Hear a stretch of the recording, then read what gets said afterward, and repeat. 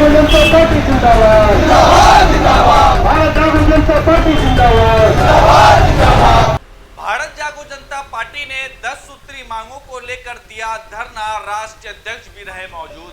नमस्कार, मैं मनीष कुमार और आप देख रहे हैं पब्लिक वॉइस के। दरअसल आपको बता दें कि कटिहार समाहरणालय के समक्ष भारत जागो जनता पार्टी ने 10 सूत्री मांगों को लेकर जोरदार प्रदर्शन किया।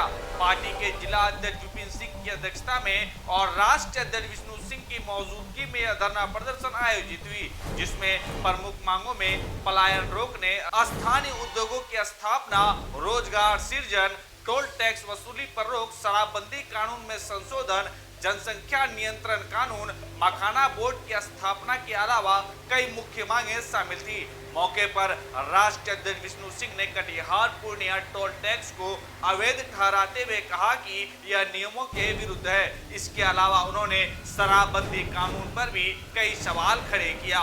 इसके अलावा राजवंशी समुदाय को अनुसूचित जाति में शामिल करने की भी मांग उनके द्वारा की गई। इस दौरान मौजूद लोगों ने जमकर नारेबाजी किया और अपनी मांगों को मजबूती से रखा।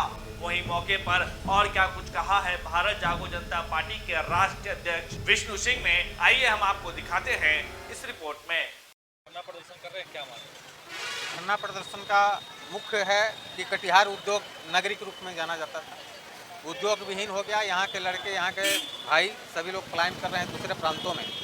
तो कटिहार को पुनः उद्योग नगरी के रूप में स्थापित करने के क्रम में सीमांचल में मक्का का उत्पादन बहुत अत्यधिक मात्रा में है, इसलिए मक्का उत्पादित यहाँ कल कारखाने उद्योग लगे, मखाना बोर्ड का गठन हो, मखाना प्रोसेसिंग के लिए कल कारखाने लगे, कि हमारे भाई, हमारे साथी, हमारे कटिहार के बेटा, कटिहार के लाल दूसरे प्रांत में पलायन नहीं हो, अपने जिला में और दूसरे राज्य से लोग यहाँ रोजगार करने के लिए आए, इसलिए उद्योग पहला। दूसरा क्या है कि शराबबंदी कानून पूरा बिहार में जो 5 अप्रैल 2016 को आया तो पूरा तरफ से विफल है, पूरा तरह से काला कानून है। इस शराबबंदी में कोई भी पूंजीपति, उद्योगपति, राजनेता, प्रशासनिक पदाधिकारी जेल नहीं गया, दलित महादलित ही जेल गया। 10,000 करोड़ रुपया का काला कारोबार बिहार में प्रत्येक वर्ष फल फूल रहा है, जिसमें राजनेता, उत्पाद विभाग, पुलिस और बिचवलिया ये धंधा कर रहा है। आपका सुप्रीम कोर्ट कह रहा है कि 14-15 जज जो है इसी काम में लगे हुए हैं, शराबबंदी के काम में, और बेल नहीं हो रहा है। हाई कोर्ट कह रहा है कि पूरे तरीक़ा से ये शराबबंदी फेल है, होम डिलीवरी हो रहा है, घर बैठे लोगों को शराब मिल जा रहा है। शराब के बदले बिहार में ड्रग्स, हीरोइन, चरस, गांजा, दूसरे नशा का भी लोग बढ़ावा मिल गया है, लोग नशा कर रहे हैं। और बिहार में 50,000 करोड़ रुपया का राजस्व का नुकसान हुआ है, जो बिहार के माननीय मुख्यमंत्री नीतीश जी का अपना पैसा नहीं है, बिहार के आवाम का पैसा है, बिहार का हर एक नागरिक का पैसा है। ठेला, रिक्शा, मजदूर, चाय वाला, कॉफी वाला, सबका ये बिहार में रेवेन्यू जाता है प्रत्यक्ष अप्रत्यक्ष कर के रूप में, तो उसका पैसा है। बिहार पूछता है कि इसका 50,000 60,000 करोड़ रुपया का नीतीश जी हिसाब दीजिए। यहाँ के पैसा से बंगाल और यूपी और झारखंड, नेपाल फल फूल रहा है। चौथा है कि जनसंख्या नियंत्रण कानून लागू हो। जब आपका 32-34 करोड़ आबादी था 1947 में, आज 150 करोड़ से ज़्यादा है। जनसंख्या नियंत्रण कानून लागू हो, 2 से अधिक बच्चा पैदा होगा तो उसको सरकार के सभी सुविधा से वंचित किया जाए। छठा क्या है कि राजवंशी देसिया पोलिया, जो एनडीए का 1 नंबर केडर वोटर था, उसको 20 वर्षों में राजवंशी समाज को सरकार ने कोई सुधि नहीं लिया, कोई संज्ञान नहीं लिया। बंगाल में जब एससी श्रेणी का आरक्षण का लाभ उसको प्राप्त है, तो बिहार में क्यों नहीं?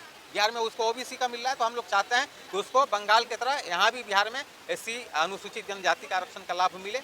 और आसाम में जैसे हम चाहते हैं कि वरिष्ठ नागरिक जो सीनियर सिटीजन हैं, जिनके बाल बच्चा संतान अपने माता पिता को बुढ़ापा में सहारा नहीं बनते हैं, केयर नहीं करते हैं, अब उनको दवा का, मेडिसिन का बुढ़ापा में ज़रूरत है, तो संतान के आय का एक विधायक पालिका पारित हो, जो इनकम उसके संतान का होगा उसका 20% सुरक्षित एक कोषांग का निर्माण हो, कि वो अपना भरण पोषण बुढ़ापा में आत्मनिर्भर बन सके। एक और है कि हम लोग का यहाँ बस स्टैंड है उदामा रेखा में, 2016 में है, पंचायत में आपका बहुत सारा भवन बन गया है, स्कूल बन गया है, लेकिन करोड़ों रुपया का भवन, टाइल्स मार्बल एकदम आपका जर्जर स्थिति में है, लेकिन उसका संचालन नहीं हो रहा।